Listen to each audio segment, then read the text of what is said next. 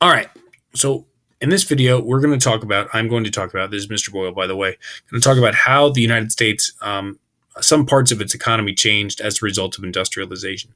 Specifically, we're going to talk about how the structure of businesses and the prominence of corporations came about in the United States during and as a result of industrialization.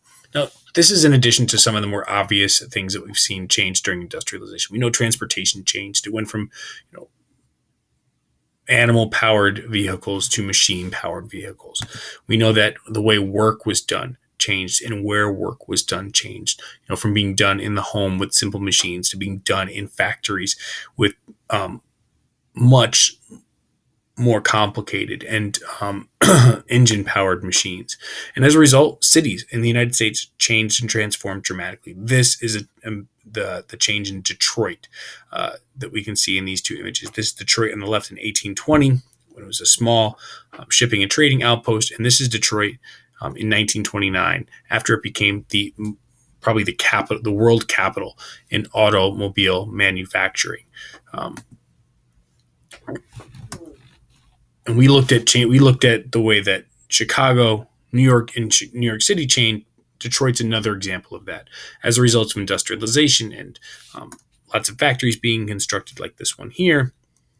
More people came to live in Chicago because there were more job opportunities, and the city transformed. It changed dramatically. In addition to these sort of obvious physical looking changes to the United States, there being more people, bigger buildings, more jobs, different types of jobs. The structure of business also changed in the United States. So first we have to talk, before we can talk about how things changed, we have to talk about the way things were. So leading up to the Industrial Revolution, most businesses in the United States were small businesses. They were owned by a single individual. It's like a sole proprietorship, or they were owned by small groups of people or two people. That's called a partnership. These are the sort of regular mom and pop small business shops that you guys may see in old television shows, or if you go up and down Hicksville Road, north of Old Country Road, a lot of those businesses are small businesses. There's just one single individual location. You may have met the owners of the business. They're very involved in the day-to-day operations of them. During the Industrial Revolution, we know that new technology and methods of production were invented. And these new technologies and methods of production, they were expensive. The machines cost a great deal of money. The buildings that housed the machines cost a great deal of money. The workers, hiring hundreds or thousands of workers, cost a great deal of money, even though they weren't being paid a great deal of money at the time, the workers. Buying the parts needed to produce your product in large numbers cost a lot of money. It was really, really expensive. And railroads being another example, where it's a type of business or a major innovation developed during the Industrial Revolution, were also really expensive. You can imagine laying hundreds or thousands of miles of track cost a lot of money all over the United States. The wood for the timber for the ties, the steel for the tracks, the metal and operate them, the people to lay down the track. It was really, really, really expensive to industrialize or to develop industrial methods in the United States during the Industrial Revolution. And generally speaking, small businesses, partnerships and proprietorships, they didn't have the money necessary to industrialize, to build factories, to build railroads. And that brings us to corporations. Corporations as a thing, they're pretty complicated. I'm going to be as simple as I possibly can. A corporation is a business that is a separate thing from the people who own it directly. They own it through stock. They own shares or portions, individual portions of the company. Now, this stock, this ownership in the company can actually be sold really easily.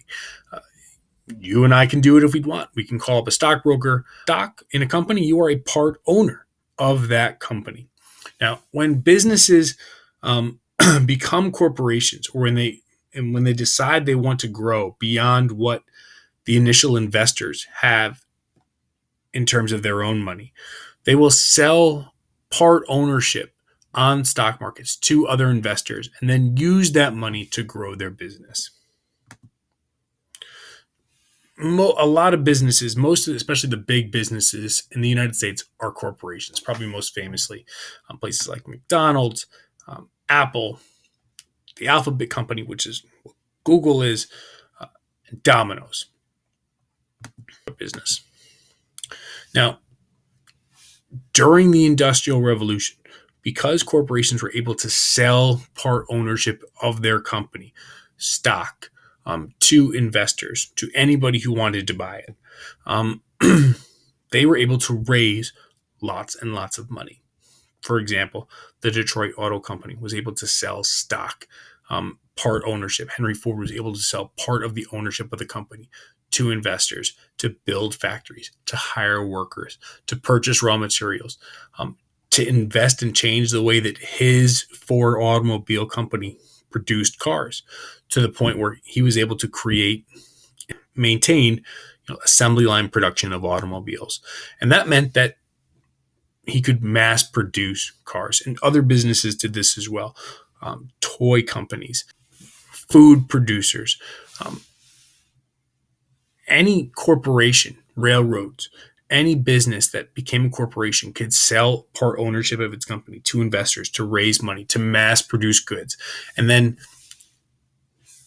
mass produce goods means to make one product very, very quickly in large quantities.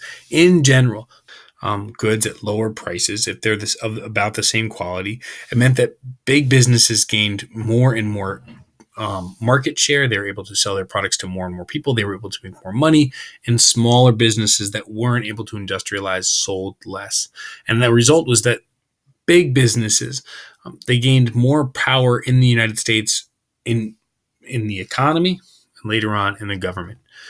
And that's really the big change in business structure that we're talking about in the Industrial Revolution.